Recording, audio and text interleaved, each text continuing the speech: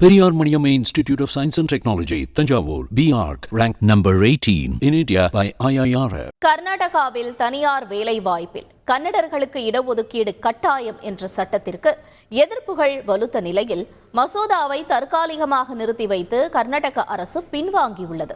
இந்த விவகாரத்தில் நடந்தது என்ன என்பது குறித்து விவரிக்கிறது இந்த தொகுப்பு. Bangalore population has gone 1.4 crores only because outsiders coming here.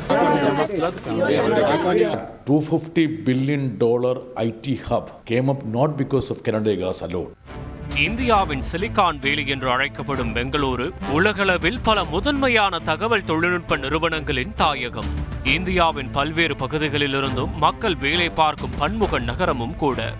அங்குதான் தனியார் நிறுவனங்களில் நிர்வாக பொறுப்புகளில் 50%, நிர்வாகமற்ற பொறுப்புகளில் 70% கன்னடர்களுக்கு ஒதுக்குவதை கட்டாயமாக்க காங்கிரஸ் அரசு தீவிரம் காட்டுகிறது. இதில் கன்னட மொழி தெரிந்திருக்க வேண்டியது கட்டாயம் என்ற கண்டிஷனும் சட்டத்தில் உள்ளடக்கம்.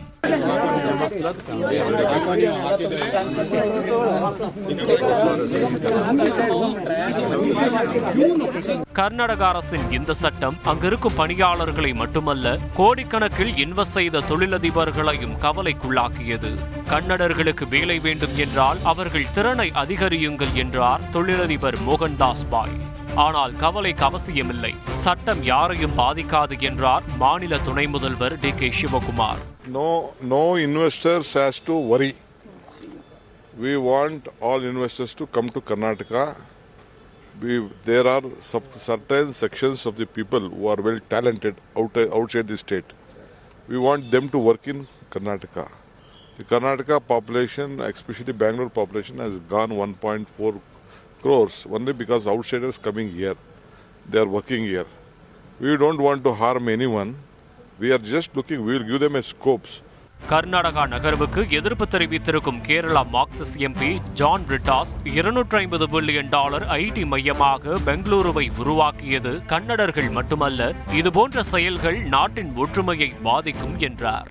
$250 billion IT hub of Bangalore came up not because of Kannadigas alone. It was actually the contribution of a lot of people from abroad, from other states of the country. It is going to create a mayhem in this country. Such regressive measures, it's going to affect the integrity and unity of this country. தேசிய மென்பொருள் மற்றும் சேவை நிறுவனங்களின் சங்கம் நாஸ்காம் கர்நாடக அரசு நடவடிக்கைக்கு கடும் எதிர்ப்பு தெரிவித்தது. எதிர்ப்பு வலுவானதால் சட்டத்தை அமலாக்கும் முன்பாக விரிவாக ஆலோசிப்போம் என்று கர்நாடக அமைச்சர்கள் குறிப்பிட்டனர். Discuss with them. Definitely we'll discuss with them. But there has been a confusion. We will resolve this confusion in the interest of Kannadigas also, as well as let industries, IT companies do not have fear. இப்படி ஹரியானாவில் தனியார் துறை வேலையில் உள்ளூர் மக்களுக்கு 75% இடஒதுக்கீடு என அம்மாநில அரசு கொண்டு வந்த சட்டத்தை ரத்து செய்துவிட்டது. அப்படி இருக்கையில் கர்நாடகா சட்டம் அமலாகுமா என்ற கேள்வி எழுகையில் இதெல்லாம் நாடகம் என விமர்சிக்கிறார் அரசியல் விமர்சகர் சுமந்த் ஸ்ரீராமன். நீங்கள் எங்கு வசிக்கிறீர்களோ அதன் அடிப்படையில் இடஒதுக்கீடு வழங்க முடியாது. அது அரசியல் சாசன சட்டத்திலேயே இல்லை. அவ்வாறு வழங்க வேண்டும் என்றால் அரசியல் சாசன சட்டத்தில் திருத்தம் கொண்டு வர வேண்டும். அதற்கு மாநிலத்திற்கு அதிகாரம் கிடையாது. கர்நாடக அரசுக்கும் நன்றாக தெரியும்.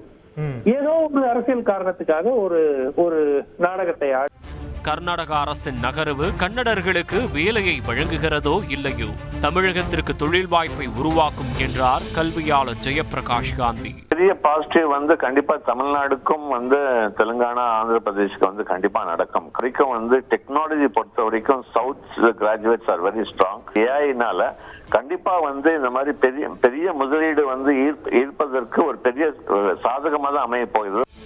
ஆதரவு எதிர்ப்புக்கு மத்தியில் நாடு எதிர்பார்க்கும் சட்டத்தில் கர்நாடகாவின் அடுத்த மூவ் உன்னிப்பாக கவனிக்கப்பட்ட நிலையில் சட்டப்பேரவையில் நிறைவேற்றப்பட இருந்த மசோதாவை திடீரென நிறுத்தி வைத்துள்ளார் கர்நாடக முதல்வர் சித்தராமையா.